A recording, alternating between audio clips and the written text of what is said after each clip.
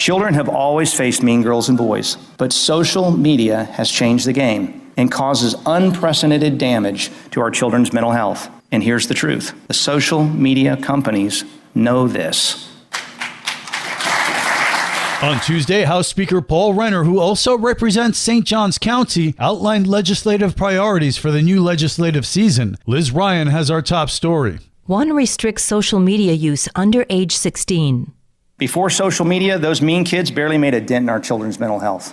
But the rise of social media has hollowed out what should be a childhood full of happiness and big dreams. Recent surveys of high school girls prove its devastating effects.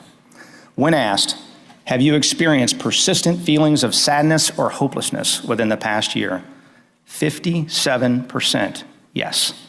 And when asked, have you seriously considered suicide within the last year?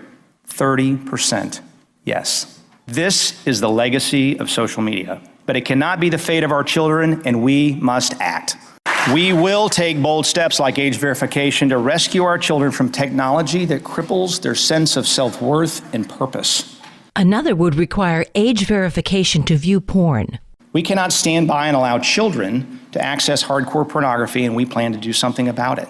Call it a culture war if you want, but we intend to defend common sense against those who want to obliterate the distinction between adulthood and childhood. He also intends to beef up protection for law enforcement officers.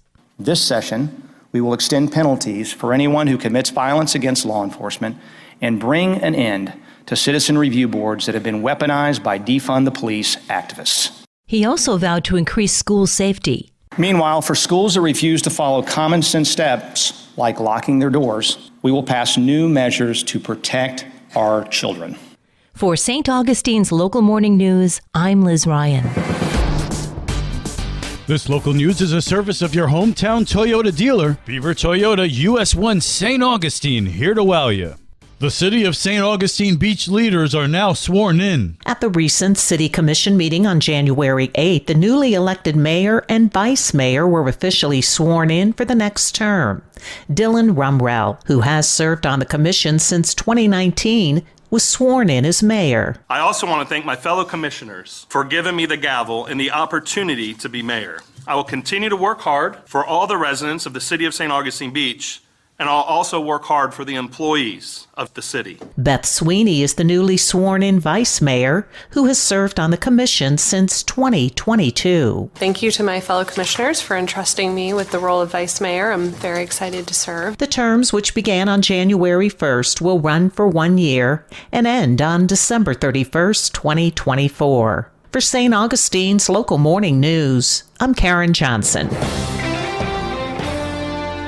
St. Augustine has been recognized as a tree city long before my time here. City Commissioner Barbara Blonder says during next week's annual Arbor Day ceremony, they're also going to say thank you to a very special resident. We're also combining that with the recognition of a long-term volunteer in the city who's been on the street tree committee and a big environmental advocate for years and years. That's Gina Burrell. In addition to a tree sapling giveaway, Blonder says you can have a more mature tree planted in your yard.